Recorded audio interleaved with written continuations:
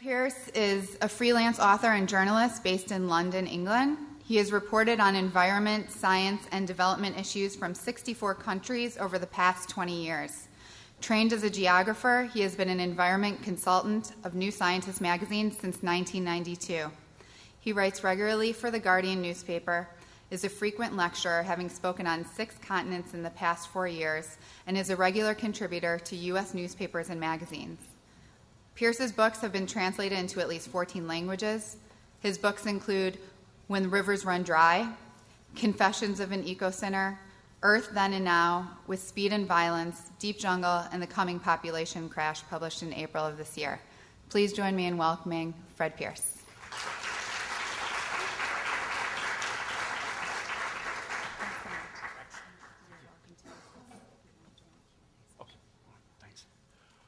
Okay, thank you very much. Thank you, Jamie. Thank you for being here. I think I probably ought to just say very briefly a word about my take on the film that we saw before lunch, which was very powerful and I think very propagandist, really. I agreed with much of what it said, but it started, I think, from the premise that privatization was the cause of most of the world's problems in water. It never said that, but it kind of implied it just by the juxtaposition of the stories that it was telling. And it really isn't, I don't think, as simple as that. I don't think privatization is going to be a solution to the world's water problems, and it's going to make some of them worse. But I think you could at least argue that the water problems we face are as much to do with the failure of public management. In fact, I think they are predominantly a result of the failure of public and community management of water supplies. And to lay it all at the door of privatization, which is private sector is only responsible for managing quite small amounts of the world's water, I think was not quite right. Much of the stories it told were quite illuminating and quite interesting, but I think that perspective was a bit wrong. But at any rate, I guess they started from that perspective in wanting to produce the film. For my book, I started from a rather different perspective. As a journalist, I simply started by noticing a lot of stories in newspapers around the world, just kind of little one-paragraph stories, typically just saying the Yellow River in China has stopped reaching the sea for 6 months, or the Nile no longer reaches the sea, or the River Indus in Pakistan is giving out, and all the mangrove forests at its mouth are dying out, that kind of thing. And I began to think that these weren't just kind of little single paragraph news story, that there was a big story here going on. The fact that the world's rivers were beginning to run dry. And the book, which is essentially a journey around the world to explore some of these rivers and exactly find out, is a journey to find out what was going on. So I didn't start from a political perspective. I started from a what the hell's going on here perspective. Is there a big story that's not being told? And well, yes, so the book title became When the Rivers Run Dry, which I guess is pretty self-explanatory. It tells why some of the world's greatest rivers no longer reach the sea. While the world's atlases, the one I'm sure you all use in class, no longer really tell the truth. Those firm blue lines on the maps describing rivers moving from the mountains through the plains to the oceans. Well, in quite a lot of the world, it's not like that. Those rivers give out before they reach the ocean. The blue lines are no longer so firm. Some of them disappear, and then another river comes in to take over the channel. There's a gap in the middle. So I wanted to explore that, and to explore what this tells us about the state of the global water supply, and why, amazingly as it may seem, we could be running short of the most abundant material on the planet. So first, some numbers. And I think these are numbers which I hope will engage with you, certainly with your students. I know they engage with water scientists. Wherever I go, people seem to take notice of these. Few of us, I think, realize how much water it takes to get us through the day. On average, we may drink not much more than a gallon, probably, of the stuff. Even after washing and flushing the toilet, we get through 40 or 50 gallons, maybe a little more in the US, but that's what it would be typical in the UK, where I come from. But that's just the start. It's only when we add in the water we need to grow what we eat and drink that the numbers really begin to rise. Try a few of these numbers for size. It takes between 250, 650 gallons of water to grow a pound of rice. That's more water than many households will use in a whole week just for one bag of rice. It takes 130 gallons to grow a pound of wheat, 65 gallons for a pound of potatoes. When you start feeding grain to livestock for animal products like meat and milk, the numbers get even more startling. It takes 3,000 gallons to grow the feed for enough cow to make 1/4 pound hamburger. Between 500 and 1,000 gallons for that cow to fill its udders with just 1 quart of milk. That number, incidentally, which I originally came across, the number for milk, I originally came across for a California feedlot. But when I went during the research for the book to India and met an Indian farmer who ran basically a dairy farm, but a very small one. He had a couple of acres of land. He pumped up water from underground to irrigate the fodder crops. He could tell me exactly how much water came up because he knew the power of his pump. He knew how many hours a day he pumped up the water. It produced a certain amount of fodder crop, which he fed to the half dozen cattle that he had at the back of his farm. And every morning, as I saw, he milked the animals and took the milk down to a dairy collecting point at the end of his road. So in a completely self-contained system, we could work out exactly how much water he was pumping up in order to produce a given amount of milk, which he took to the dairy every morning. And it worked out at just about 1,000 gallons of water for a quart of milk. So that's whether you're on a California feedlot or in the deserts of India, similar number. Take those stats and turn them into meal portions, and you come up with more than 25 gallons for a portion of rice, 40 gallons for the bread in a sandwich or a serving of toast, 130 gallons for a 2-egg omelette or a mixed salad, 265 gallons for a glass of milk, 400 gallons for an ice cream, 530 gallons for a pork chop.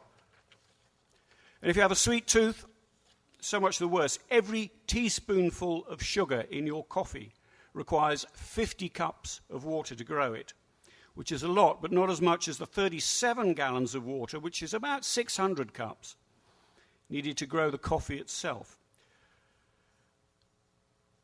We're all used to reading detailed technical information about the nutritional content of our food on the food packaging, but I think it's probably time we started learning something about the amount of water that it takes to produce our food, because this is becoming a global problem.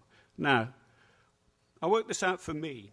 I reckon I'm fairly typical, a meat-eating, milk-guzzling, beer-drinking Westerner. I consume roughly 100 times my own weight in water every day. I redid that calculation. I thought, do I really mean a month or a year? Am I really talking about 100 times my own weight in every day? But I did. And I redid the numbers again, and I actually came up with 150. But let's stick with 100. 100 times my own weight in water every day, just to keep me going. If you do that over a year, it's about half the contents of an Olympic-sized swimming pool. Hats off to my vegetarian daughter, who gets by with around half that. And I guess time to go out and preach the gospel for water conservation. We're going to be talking about that quite a lot. On the internet, you can buy jokey T-shirts. I've looked out for them. I don't have a slide, but I've looked out for them with slogans saying things like, save water, bath with a friend, which I like. I mean, that's a good message. I recommend doing that. But please don't buy the T-shirt, because it takes roughly 25 bathtubs of water to grow enough cotton for one T-shirt. These are serious numbers. So where does all that water come from? Well, it comes from nature, of course. Most of the food and all the cotton that we consume, plus a lot of the animal feed, is grown using water collected from rivers or pumped from underground and delivered to fields. This is an irrigation canal on the edge of the desert in northern Nigeria. Pretty typical sort of operation of an irrigation canal, keep the crops fed, watered. Most of the world's rivers are already oversubscribed as a result of schemes of this sort, and that's our central problem. And increasingly, taking water out of the rivers is depriving somebody else of water. So water is now property, and whoever captures the water controls that water, controls what goes on the landscape. And if they're taking underground water, the people with the biggest pumps get the most water. So water is becoming a property resource, and that's changing our relationship with water quite a lot. This is the Kano irrigation project, as I said, in northern Nigeria, which grabs water from rivers that once watered a natural wetland on the edge of the Sahara, a place called the Hadeja Nguru wetland. It's a fabulous place, actually, or was that wetland. I've visited it, but it's dying. And millions of people who depend on it are losing their livelihoods and having to depart and go to the city. They once depended on the fish in the lakes on the wetland, the wet pastures on the wetland, and the irrigation waters flooding naturally from the lakes, and the reeds that they harvested from the fringes of the lakes. And they built their homes, if not from the reeds, then from bricks made from the wet soils around the edge of the lake. There was an entire ecosystem, an entire social and economic system based around a wetland on the edge of the Sahara Desert. It's disappearing because the Nigerian government has decided to take all the water from the rivers that once supplied that wetland. Again, water is being taken from one group of people living a broadly sustainable lifestyle on the edge of the desert using available water, and giving it to another group, an elite of farmers growing grain crops principally. Very inefficiently, I might say. If you do the numbers, that water would have been much more economically better employed going into the wetland, but that's not how the economics, or that's rather not how the politics work in that part of the world. So the Nigerian government, in the name of greening the desert, in the name of generating wealth for its economy, is actually destroying wealth and creating desert. But that's part of the politics of water. What does this mean for us? Well, that's a local example, but I think the water footprint of Western countries on the rest of the world deserves to be taken more seriously. Our own personal footprints and our national footprints. Take another example. Well, I've talked about cotton before. Cotton grows best in hot lands with virtually year-round sun. Deserts, in other words. But cotton needs huge amounts of water to grow. In order to grow cotton, rivers are being emptied. Pakistan consumes more than a third of the flow of the river Indus through Pakistan just to grow cotton. So much that much of the year no water empties, no part of that river enters into the Arabian Sea. Australia, something similar on the Murray-Darling Basin. Many parts of the world, many rivers are being emptied just to grow cotton. That's a fairly typical cotton field in Uzbekistan. Russia transformed the deserts of Central Asia into a vast cotton plantation half a century ago. You're going to hear more about this tomorrow, so I'll only mention it briefly.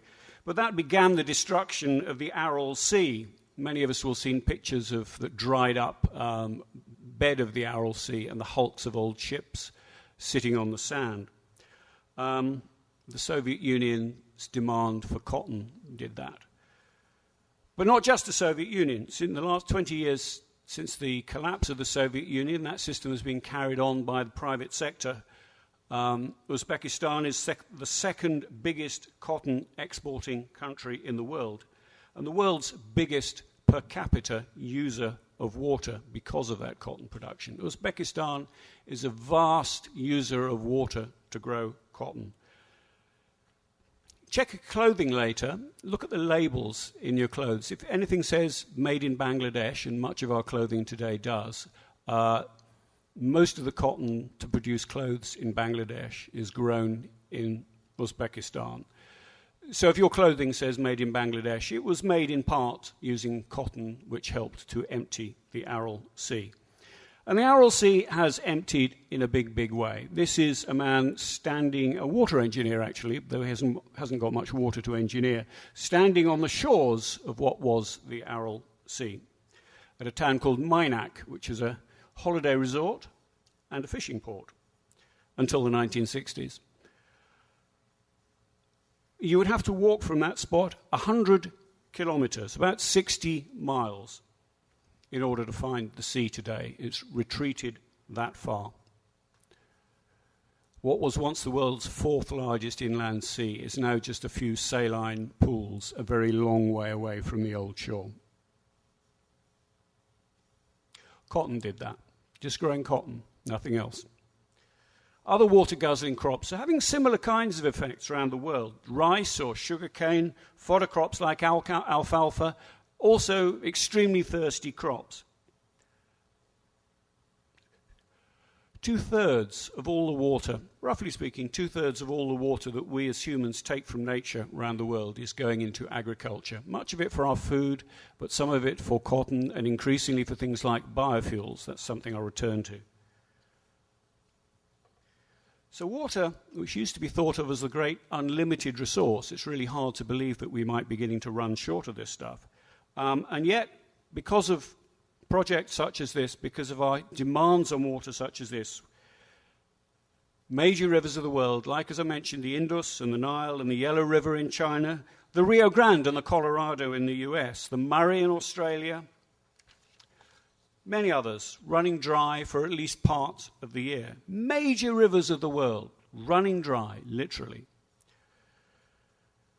In much of the world today, it is water rather than land which is the limiting factor in food production. So how have we come to this? Well, though our planet is still largely covered in water, we're coming up against, as I say, practical limits to the amount of fresh water that we have. Now, Pam talked to you earlier about the water cycle. I'm not going to go much through that, but I'll just offer you that graph, which essentially is the same thing that she was telling you about where the water on our planet is. 97% of it is seawater. Of the remaining fresh water, 2/3 is locked up in ice caps and glaciers, and most of the rest is in the pores of rocks underground aquifers. Much of that water is deep and unavailable, or it's contaminated with salt or arsenic or fluoride. Millions of people in Bangladesh today are now drinking underground water laced with arsenic. They didn't realize until a few years ago that was the case. They've been persuaded not to drink polluted surface water and to start sinking wells, and it took many years before anybody realized that the underground water was polluted with naturally occurring arsenic. This is not human pollution. So not all the underground water is safe or sensible to use. As I say, often it's deep or unavailable or contaminated. And most of it is not being replaced by the rains. We're simply over-pumping where we're pumping. So our main source of water is at the Earth's surface. Moving water, the stuff that nature constantly replenishes the water cycle by evaporating from the oceans and returning it to the Earth in new, clean rain. In other words, the water that's in our flowing rivers. That's our renewable resource. The natural water cycle is essentially still recycling the water that we've always had on the planet. If you like, the waters that dinosaurs bathed, that Christopher Columbus cleaned his teeth in, whatever you care to use. It's the same stuff. And it's the basis of life on Earth and of our civilizations. I worked out some numbers, exactly how much water we have, this renewable water coming down our rivers, how much we have to use every year. As I say, it is renewable. It does keep coming back. There's only so much going through the system in a year, so much that we can get our hands on. Difficult unit, if you can cope with the cubic mile. If you can, I don't know, if you can imagine a cubic mile. I have difficulty doing it, but try and cope with the idea of a cubic mile. There are about 9,600 cubic miles of water making the journey from the land to the sea every year on the Earth. Some of this flows directly off the land without reaching rivers, or it shoots down gullies that form where it rains. A lot of what is in the rivers flows in sparsely populated regions where it's difficult for us to get our hands on it through the north into the Arctic Ocean, for instance, or in the rainforests. About the three largest rivers on the planet, the Amazon, the Congo, and the Orinoco, all run through largely uninhabited rainforest regions. If you take out these basically inaccessible surface flows of water, we're left for practical purposes and with current engineering technology with around 2,200 cubic miles of renewable river water for our needs in a year. That still amounts to about If you work it out, about 1,500 cubic yards a year for every citizen on the planet, which doesn't sound bad. But remember, I calculated my own annual water use at more than 2,000 cubic yards. So I imagine most of the world wants to live like me and consume what requires the same kind of things that I do. So we begin to have a problem. This is a very crude calculation, and it leaves out crops that are grown from using rain rather than abstracting water directly from rivers and underground water. But it gives you a sense of where we are. Maximum supply, 1,400 cubic yards per person per year. Fred Pearce's annual water use, something over 2,000 cubic yards a year. If everybody wants to live like me, if everybody wants to live like you, we have a real problem here.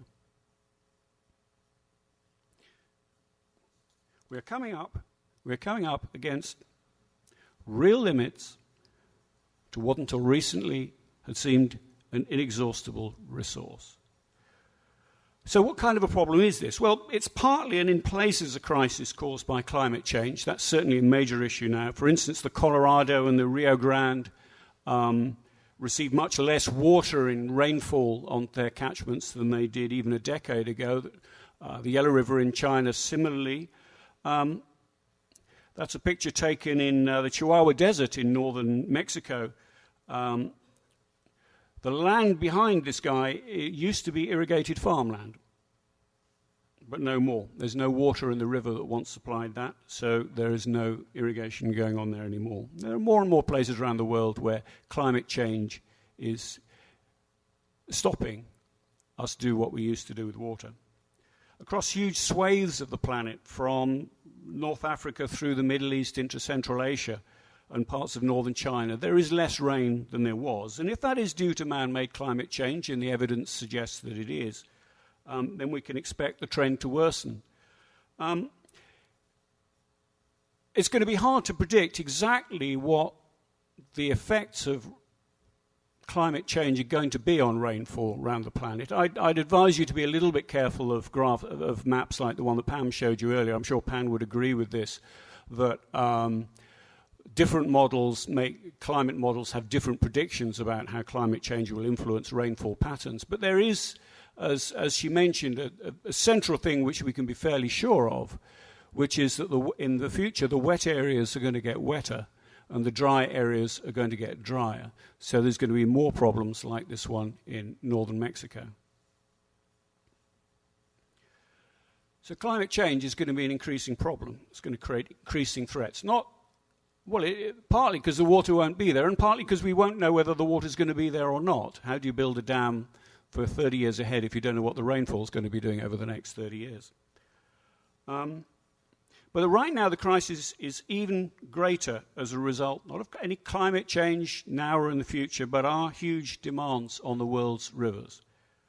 We are in places taking 2, 3, or even 4 times more water from the rivers than we did just a generation ago. This is for now the prime reason why those rivers are running dry. And there's a big and surprising reason for this. It's the flip side of a success story, or what I would call a success story, the Green Revolution. I'm old enough to remember back in the 1960s and the 1970s when the great fear was that the world would not be able to feed itself. It was rather like we talk about climate change today. It was the one big factor coming up on the horizon, the one that was really the dominant global concern. Population, we were told then, was going to double within 30 years. How on earth, I remember thinking this in school, how on earth are we going to double world's food production? It didn't seem possible that we could do it. Paul Ehrlich wrote a famous book back then called The Population Bomb, in which he said the battle to feed the world is over. Billions will die in the 1980s. And that reflected a quite widespread concern. Really, the game was up as regards feeding the world's population. Well, it didn't quite happen that way. Well, part of it did. Actually, the world's population did double in 30 years. But so did food production. Scientists came to the rescue. With this green revolution, they produced a new generation of high-yielding crops that have kept the world fed. But it now turns out that those super crops use much more water, in many cases, than the supposedly inefficient crops that they replaced. So the Green Revolution produced crops that basically responded very well to inputs of all sorts. They needed lots of pesticides, they needed lots of fertilizer, and they needed lots of water. The other two are talked about. Water's been talked about rather less. But if you measured how much crop you got on a given amount of land, the Green Revolution was a success. Bumper yields per acre. If you measured how much crop you got per unit of water, many of these crops were producing less than the old crops that they replaced. So while the world grows twice as much food as it did 30 years ago, it takes roughly 3 times as much water to grow it. We thought we were going to run out of land to grow food. Instead, we're beginning to run out of water.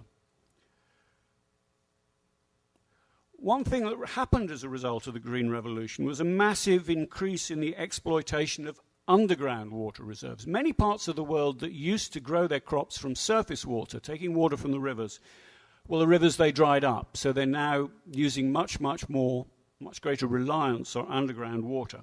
I took a long look at India, which is prominent in this. Now, India, again, is a success story in terms of feeding the country. 40 years ago, back in the 1960s, India was a center of famine. You know, there were big headlines about regular famines in India. Millions could die. Today, it feeds itself. Most years, it exports rice, but at great cost. It's done it because of the Green Revolution, the new high-yielding crop varieties. But it's using so much water that the rivers are basically empty. And fully half of India's crops are now grown using irrigation from underground water. Just one picture here in Bengal, but you can see that all over India, water being pumped up from underground in order to be diverted onto their fields. Farmers are taking from underground, and I'm sorry I'm coming back to this cubic mile unit again. Farmers in India are taking from underground 30 cubic miles more water every year than the rains replace. They actually pump up about 100 cubic miles. Rainwater replaces quite a lot of that, but they're pumping up 30 cubic miles more than the rains replace. Wells are emptying. That's an old hand-dug well. Those are steps down into the well. It's a large structure I came across in Gujarat, but they're all over India. In the old days, that would have been pretty much full. Now you can walk down the steps, and indeed further down, you can't really quite see it in the pictures, right down to the bottom, no water. Water tables underground in India are going down, down, and down, typically several meters a year. India's Green Revolution is living on borrowed water and on borrowed time, therefore. The crash is going to come. Not everywhere at the same time, of course. Water is a very local resource, but it will come. And dozens of other countries, particularly in Asia, are going to go much the same way. They're overpumping their water reserves so much. For the first time in history, China today, the world's most populous country, can no longer feed itself for lack of water. Not land, but water. While there is a global water crisis, what we mostly see is a series of local crises. So we see somewhere in India that can't feed itself anymore because it's run out of water, somewhere in China, somewhere here, somewhere there's a drought somewhere. We've seen these local crises around the world, water supplies drying up. Now, one way that countries around the world, as they hit these points, get round them is trade. Not in water itself, that's too expensive to transport and far too heavy. If you've ever picked up a bucket of water, you'll know that. But in the crops, the water grows for us. Remember how much water I was saying was embedded in a ton of wheat or something. You can plot this. You can map how the world's water is being traded around the world in the form of food. That's a crude map. It shows some of the major journeys. That what economists now call virtual water, meaning the water embedded in crops. So every ton of wheat arriving at a dockside carries with it in virtual form the 1,000 tons of water that were needed to grow it. So there's a map, as I say, of some of those major trades. Now, this is good news. The Middle East ran out of water to feed itself some years ago. It's the first major region to do so in the history of the world. Today, more virtual water flows into the Middle East each year in the form of imported water than flows down the River Nile. Some people now say that Egypt would require 3 River Niles in order to feed itself, which it obviously can't do. So this is good news. Countries rely on this. The whole of the Middle East region relies on food imports. Iran and Egypt and Algeria would starve otherwise. Water-stressed Jordan, which effectively imports between 80 and 90% of its water in the form of food, is perhaps the worst affected of all. That's an empty reservoir that I came across in eastern Jordan. Somebody is just pumping out from that into that tanker there the last water there. Clearly an unsustainable use of water. So without the virtual water trade, there would undoubtedly have been major water wars in the Middle East in the last 30 years. The region is dependent on other people's water. And that's fine, but the world's water trade carries on through the form of food crops. But that trade carries real dangers because it's turning, I think, a series of local water crises into a global crisis. A global crisis not specifically about water, or not obviously about water, but about food, about whether we can grow enough food. In a future world of water shortages, countries that rely on importing virtual water could be in trouble, I think. The global virtual water trade is equivalent to the flow of about 20 River Niles. And of that, 2/3 is used in a huge range of crops, from grains to vegetable oil and sugar to cotton. Now, some of it is in industrial products, but most of the virtual water trade is in these basic crops. Approaching 1/10 of all the water used in raising crops around the world today gets internationally traded in this form. Who are the big importers and exporters? The biggest net exporter of virtual water, the biggest grower of crops, thirsty crops to be exported around the world, is the United States. The US exports around 1/3 of all the water that it withdraws from the natural environment in the US. Much of that is in grains, either directly or much of it to grow fodder crops to sell meat. So to do this, the US is drying up rivers like the Colorado and the Rio Grande. That certainly, exports is one reason why you're destroying your major rivers. Here is a little shot I took of in El Paso of the Rio Grande. We're about 300 miles, I think, from the ocean there. That's all that's left of the Rio Grande. This is in this concrete channel by the border with Mexico. In fact, that day the water was flowing gently uphill. There was so little water in the river that a wind coming up from the Gulf of Mexico was actually blowing the water uphill. The river had been destroyed to grow crops, some of which was exported. The US is also emptying critical underground water reserves like those beneath the high plains. Pam showed you a pretty scary pair of maps of water in the Ogallala aquifer, one of the world's largest water reserves underground, largely being destroyed to grow crops, some of which are exported. Now, I think the US might in future think that it doesn't want to export its water in this way. And the US might think that it doesn't want to be a major supplier of food crops around the world.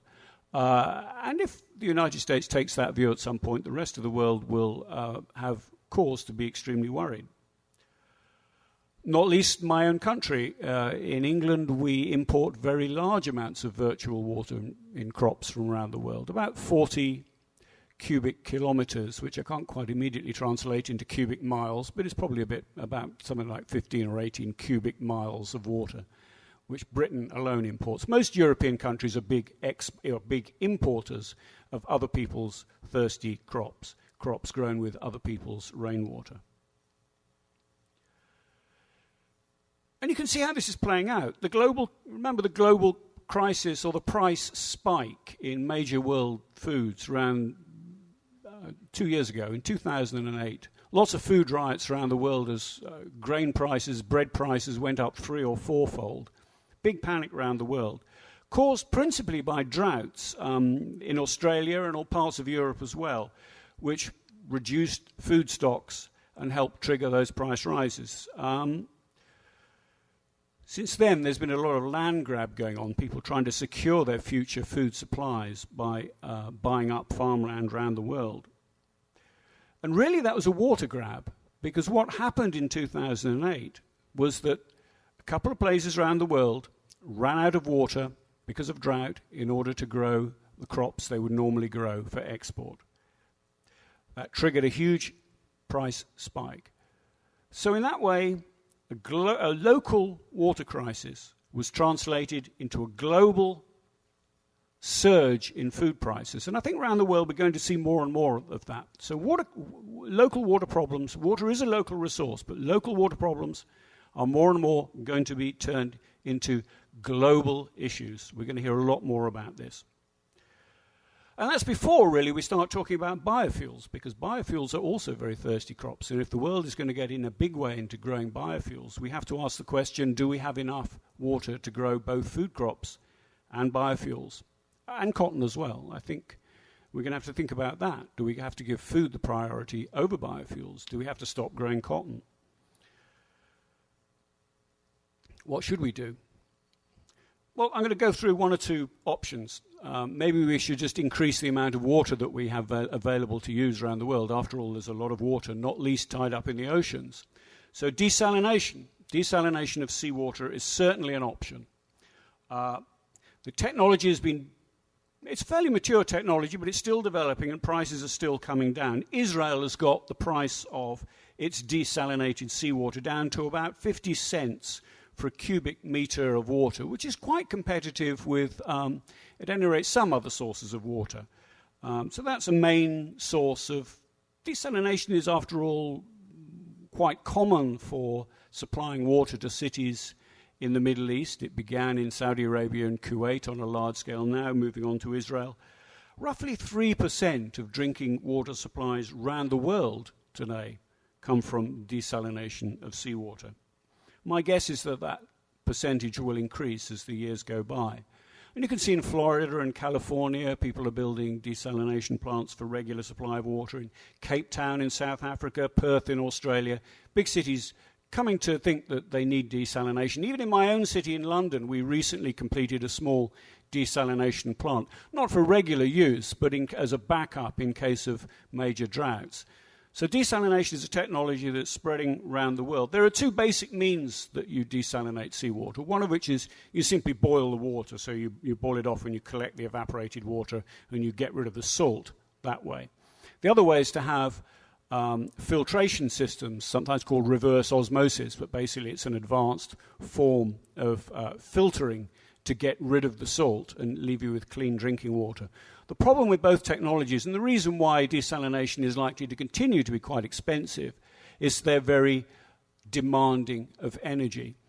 So environmentalists certainly would have a concern about relying on desalinated seawater simply because of the amount of energy being used. But I think everybody would be concerned that it's rather expensive water. So it's okay for urban use, but it's never going to be of use for the really big water demands, principally agriculture. And certainly the dry regions of the world which rely most on agriculture water are not going to be in a position to grow their crops at any sensible price using desalination. So what else? Well, everybody would love to have large dams. That's the Hoover Dam. There probably is still a demand for some more large dams around the world. They have huge downsides, and we've heard something about that. There's a section in the film that we saw before lunch, and much of what was in that is true. These get into the business of appropriating both water and land. If you build a dam on a river, you have control of that river. You can decide what to do with that water, and anybody downstream who disagrees with you, well, bad luck. So it is a method of privatization, or at least controlling water supplies. And you're also taking land from huge numbers of people whenever you're flooding, as it usually is, fertile river valleys in order to create your reservoirs. So while I think there will be more large dams, and engineers and politicians and financiers and the World Bank and everybody else are always very keen on them, I don't think there's that much. There are not that many places in the world where new, large, valuable dams are going to be built. And we have to think about this. What is the point of more dams when the rivers are already drying up, when all the water is already used? A global study published a couple of years ago showed that a quarter of all the world's population now live in river basins where the water is already fully allocated or indeed over-allocated. So new developments, new dams in these areas are only going to take water from one set of users and give it to another. Now that may serve various political agendas locally, but it is not going to do much good for the community as a whole.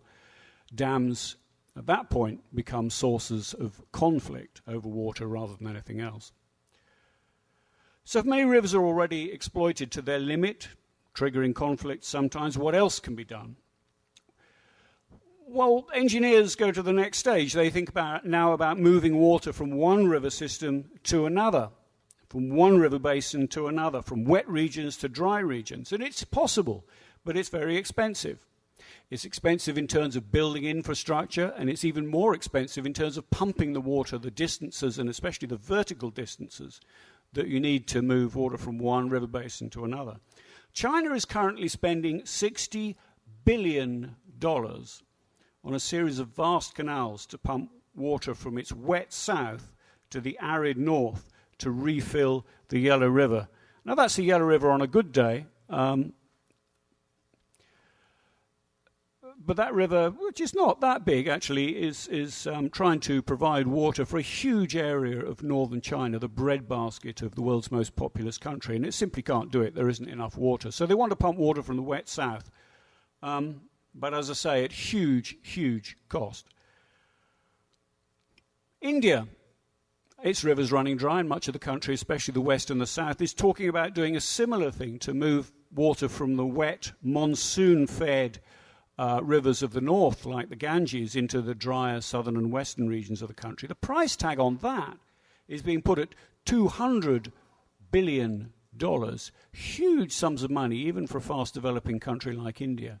And that's just the capital cost. That's nothing to do with the pumping costs every year, just the capital costs. So I think this is madness. It may be good business for engineers, but I suspect that it will rarely be the answer for farmers. Water, as somebody said in that film, is a very local resource, and it's going to remain a very local resource. And I think we have to look for local solutions, not grand engineering schemes. Two things I think need to happen. First, we need to get better at catching the rain where it falls and before it disperses. And again, the film had some interesting stuff to say about this. It's very valuable and very true. Local rainwater harvesting projects. If you like, it's a version of what, certainly back in the UK, people used to do in their back gardens, which is just collect the water that came off the roofs and put it into a drum of water. And, we've got some drums out the back there. Collecting water as in when it falls. Makes a lot of sense. Now here, this is a village in Gujarat, one of the driest parts of India. The guy in the picture is the local policeman who organized rainwater harvesting system. The lake behind him used to be desert, essentially, certainly very dry fields. That is the water collected, the rainwater that fell on that village in the last monsoon season, collected now by them for use for their crops in the coming months until the next monsoon season. That's for one village of about 5,000 people. It allows them to grow a second and a third crop where they once could only grow one. The policeman here told me all the other villages around in that part of the country regularly relied on water tankers from the government during the dry season in order just to fill their taps, let alone watering their crops. They'd literally, they'd starve without. They couldn't survive without. His village, for 10 years since they built that system, really very basic system with just a few channels and a few mud walls to direct the rainwater. In the last 10 years, they have never had to rely on water tankers. They were extremely proud of that. They're richer. They're certainly better fed than they used to be before. Everywhere can do that. Hundreds, thousands of villages in different parts of India and in China too are now developing local rainwater harvesting systems. It's catching on in Africa too, and indeed in the US. You go to Austin in Texas, you'll find rainwater harvesting systems out there. People are doing this just because it makes sense. These guys in India, they often don't leave the water in the lakes because part of it will evaporate if you do that. Often they pour it down their old wells, like that big old well that I showed you before with the steps on. They pour it down their wells to recharge the underground aquifers. Then they pump it up during the dry season to grow their crops without destroying their underground water reserves. Makes so much more sense. I mean, what was happening here was that the monsoon rains were falling onto the fields, flowing off into gullies and into rivers perhaps, flowing off their land, going downstream, downstream, downstream, until it was caught by some large government reservoir. And the government, if it did, was then pumping the water back up the hill in order to irrigate their crops. And most often the water never did pumped up back the hill. And if anybody got the water, it would be a large landlord rather than a local village. So not only is this more efficient, it also gives local villagers control over their own water supply, and the politics of that is really important. They have control. They can manage their water, and it means they think about how they use their water. If they know how much water they've got, they think about, shall we grow those really thirsty crops, or shall we grow some other crops? The whole politics of local areas changes. And it's more efficient in, if you like, in strictly hydrological and in economic and energy terms. However you measure it. Rainwater harvesting, the traditional method of collecting rainwater in much of Asia, makes much more sense than imported Western methods using large dams. There are other things that we can do. Intervening in parts of the water cycle. Pam showed you earlier when she started her talk, those coastal fogs on California. Now, actually, you can harvest those fogs. It's been done in Chile and elsewhere. You put up what amount kind of net curtains across hilltops, and you can actually get the droplets of water to form on the nets, and you can collect the water and provide rain that way. Innovative ways that we can use to capture water in different parts of the water cycle. But I think more than supply-side solutions, we actually need demand-side solutions to our water problem. Mostly everybody's thought, how can we get more water, rather than how can we use the water we have more efficiently. And what we really need is a revolution in how we use water. Now, luckily, there are huge gains to be made. In the home, we all know how to do that. Even the US has managed low-flush toilets in the last few years. You used to be the world's largest per capita user of water. Now Canada has that title. The only thing that's happened is that US has adopted low-flush toilets in the last few years. Urban areas need to save water just by plugging the leaks in their water main systems. Many water main systems lose 30 or 40% of the water put into them before they get to consumer taps. Just sensible management of water. I noticed I was staying at the guest house on the campus yesterday when it was raining. Big storm of rain yesterday morning. I looked out of the window of my room half an hour later. Overlooks tennis courts. Hard tennis courts, not grass or anything. Hard tennis courts. The tennis courts were covered in pools of water.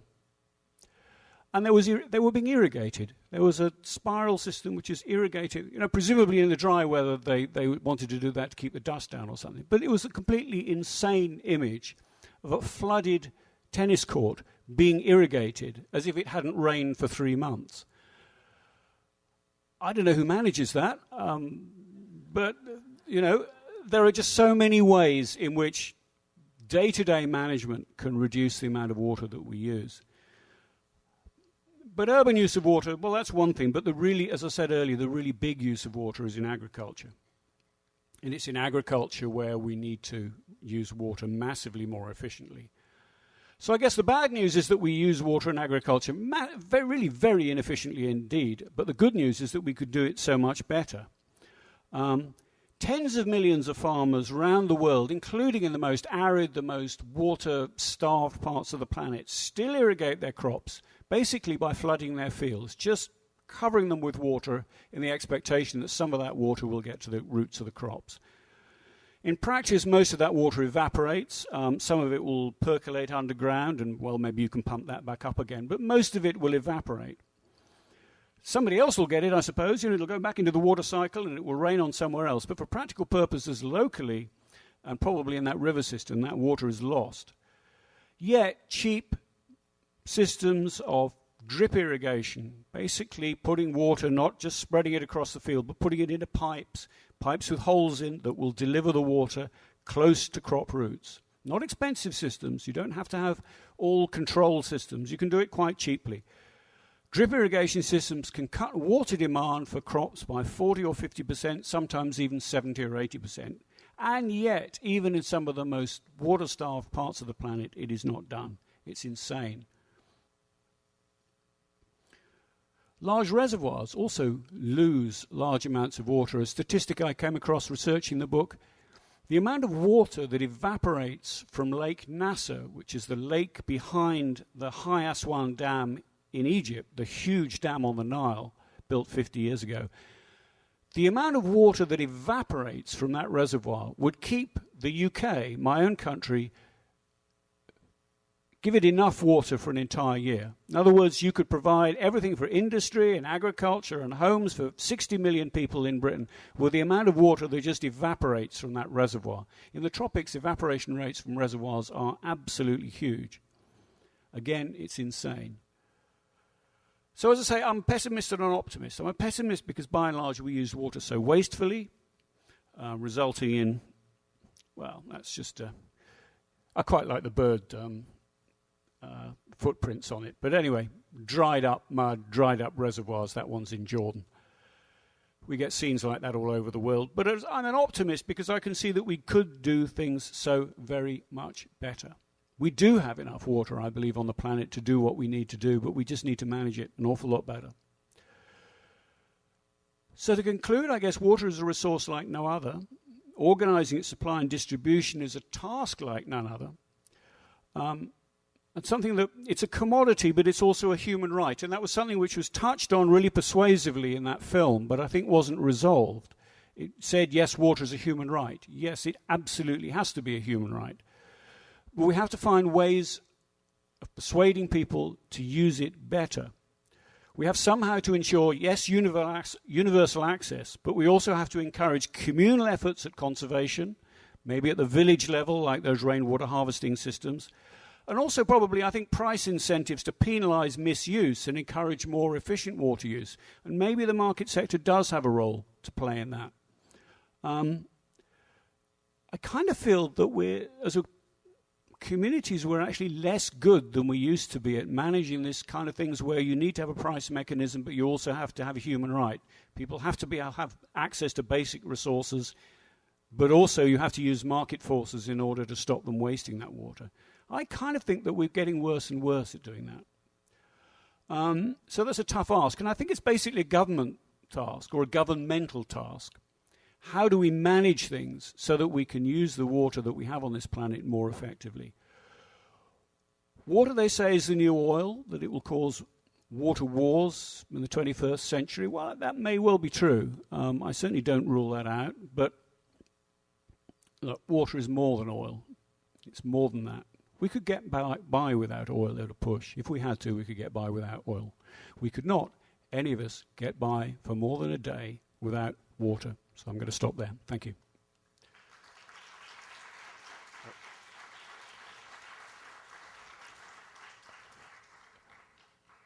And let's do some questions. Sorry, I spoke a bit longer than I intended to, but let's have some questions. There's one here. Hey. So why is it that in that community in India, they built that rainwater harvesting basin, whereas a harvesting basin, a rainwater harvesting basin is not built in places like California, Arizona, where there's also a big need for water?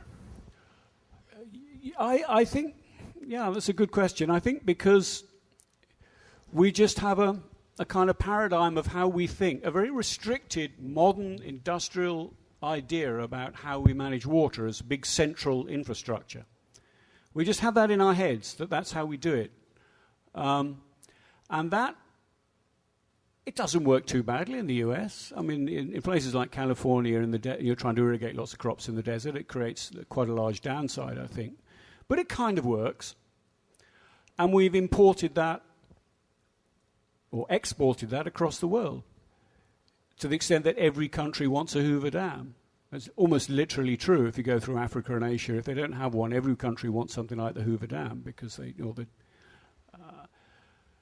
and they think that's how it should be done. And these sort of modernist methods of managing water have largely replaced, and you see it very clearly in India, largely replaced traditional systems of capturing water locally. I mean, India has thousands and thousands and thousands of abandoned, usually, old ponds, which may look like just old ponds, no, people tend to build on them and so on, but actually were very cleverly built structures for capturing local rains. I mean, there are technical reasons why there are problems with rainwater capturing. You can lose a lot of the water to evaporation if you just have a shallow pond at the surface. It's vulnerable to pollution, for sure. You have to think about that as an issue. But if you really are running out of water, I think it makes more sense to fix those problems than to try and rely on the large-scale infrastructure with all the problems that go with that. Certainly, I mean, that is the experience of, if you like, thousands of villages in India. I mean, there are lots of social movements in India that do this. They're not really hydrologists going around and saying you ought to organize your water this way. They tend to be religious groups or Gandhi-type groups with their own political agendas and so on, but going around encouraging villagers to do that. And it really is taking off around the world. In China, the Chinese government encourages villages in remote areas to do something similar. Aid agencies tend to encourage villages in Africa. But often they don't need encouragement. I was in Kenya a few years ago. I noticed that they were doing something similar on the hillsides outside Nairobi, the capital. So I said, well, why is this happening? Where did you get this? I hadn't seen this in Africa before then. And they said, well, some of our guys years ago, during the Second World War, in fact, had some of our elders had worked with Indians in the Indian Army during the Second World War. And when they'd been in India, they'd seen how Indians were organizing their water in this kind of way. And when they came home and we realized that we had drought problems here, they said, hey, what did they do? I remember what they did in India. They started building the thing there. So you don't always have to have sort of outside agencies coming in. Very often people will come up with the solutions themselves or will spot an idea from somewhere else. So, I mean, I guess the answer to your question is probably technological hubris. But I think, sensible communities capable of thinking things through themselves are capable of breaking through that and coming up with some better ideas. Another reason for my optimism. I think we can come up with solutions, and sensible ones, if we really put our minds to it. Yeah, this one here. At the beginning of your presentation, you had quantified the problem, with the hamburger and so on. Yeah. If you quantified a solution like the drip irrigation, like you Yeah. mentioned, how far does it get agriculture towards resolving the issue? Well, it can reduce, as I said, water use by 40 or 50 or 60%, 70 or 80% if the soil circumstances and so on are right. So it gets us quite a long way. I mean, it allows us to grow, I don't know, I'm making these numbers up really, and I certainly don't have a reference for them, but it might allow us to grow twice as much food as we do now by simply being more efficient in the way that we use the water. And that's pretty good. Because remember, we already grow enough food to feed 10 billion people. The planet has 7 billion people now. We grow enough food to feed 10 billion people, but we feed quite a lot of that grain to animals, which reduces the amount of protein that we get at the end of the day. So if we all went vegetarian, we'd feed 10 billion people. Put it that way. So if you have those water efficiencies, then in water terms, we could right now, with existing crops technology, produce enough feed for 20 billion people on the planet, nearly 3 times as many people as we have. I have a friend in the UK who wrote a book, somewhat facetiously, called Feeding the World is Easy. It's kind of true if you do things right. As I say, I think the problems are not so much technological. We know what the technological solutions are very often. It's a matter of organizing ourselves to do it. I'm wondering, for the countries that use desalination for their water, where the salt that's excreted from the water goes and what sort of challenges and issues this creates. Locally, quite big problems from the effluent from left over after the salts basically left over after you've produced the fresh water. Some of them manage them well. Mostly they just chuck them back in the oceans. I was recently in Jeddah in Saudi Arabia, where they said that huge areas of coral reefs upstream from the large desalination plant there had been pretty much destroyed by the effluent coming out from the desalination plant. So yeah, there are big issues about that. They're probably solvable if you want to, but very often they don't really care, so they don't. There was a question down the front here. They're not that efficient, but they take enough moisture out to keep a small town going. If you cover a hillside with a whole series of kind of meshes or mats, the idea was pioneered in Chile a few years ago, but I've seen it on one of the islands in the Canary Islands, the Spanish Canary Islands in the Atlantic Ocean, where they don't get much reliable rain, and they've been pumping out their underground water reserves. It's been tried in Namibia. There are quite a lot of places on the west side of continents where they have these cold upwelling waters, and winds coming in off the ocean produce these fogs. They often get very little rain, virtually no rain. The Chilean example is actually in the Atacama Desert, which is the driest place on the planet, pretty much. You can go 5-10 years and not have any rain at all there, but they get these fogs right on the coast. So it's a really valuable resource under those kind of circumstances. I don't know if this is true. Somebody told me that China was the largest exporter of bottled water now. And when we consider what we saw in Michigan, that seems to be really undercutting their very survival. Do you know if that's accurate? I've never heard that said. I'd be quite surprised. But China is the biggest of so many things that it's not. I know the biggest users of bottled water is Mexico. I think partly because their local water supplies are not terribly reliable, or the quality of them is not terribly reliable, but also presumably because of an infusion of American companies encouraging them to do that. I've not heard that about China. I'll check to see if it's true, but as I say, China is so big it's possible. I don't think I've ever drunk a bottle which said it was from China. I have drunk water which claimed to come from Fiji, and it claimed to be environmentally friendly, which I could not believe. I think they bought some rainforest and claimed that all the emissions from trucking and shipping this bottled water all the way from Fiji in the middle of the South Pacific, they claimed they'd offset all the carbon emissions. But it struck me as the height of kind of insanity to be importing. For me, actually, the main problem about bottled water is not so much... Well, it's because it's corporate and it's branded, and companies like Nestle make money out of it, which strikes me as pretty unpleasant. But in water terms, generally speaking, it probably doesn't make... There's not a big water supply problem. There may be very local problems, but they're not delivering more water than you and I would take by turning on the faucet.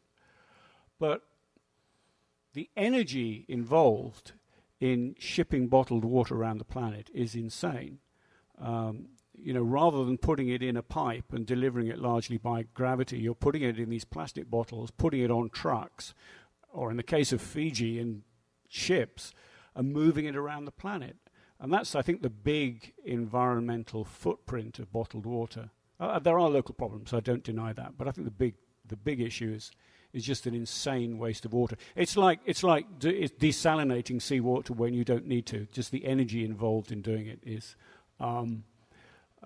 not very environmentally friendly, let's put it that way.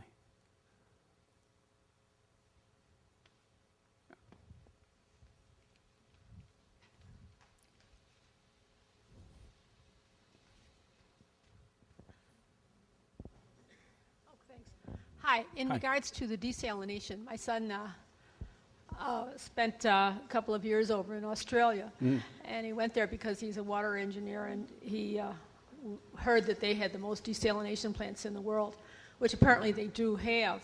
And you heard someone say the big drought that they had for all those years. Well, you can imagine why the desalination is important there. I think a couple of places in the United States have desalination plants. There's one down in Key West they don't want to use much, but if they need to, they will, in Key West, Florida.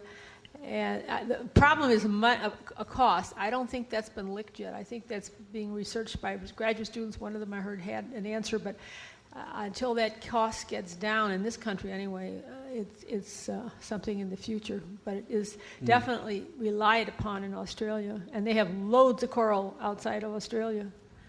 Yeah, I may be wrong, but I think mostly in Australia they're not desalinating seawater. They have a lot of underground water reserves that are quite saline, not as salty as seawater, but brackish.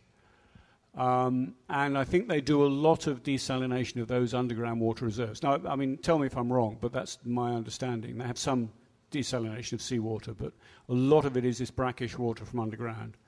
And in some parts of Australia, obviously that makes sense if that's the only underground water you've got. What they do with the waste, well, it probably won't go in the ocean, so probably the Great Barrier Reef is safe from that. But I would imagine it's quite an issue to keep that away from, because if you just dump it on the ground, it'd probably go back underground and pollute some more water somewhere. Okay, please join me in thanking Fred Pearce again. Thank you. Presentation.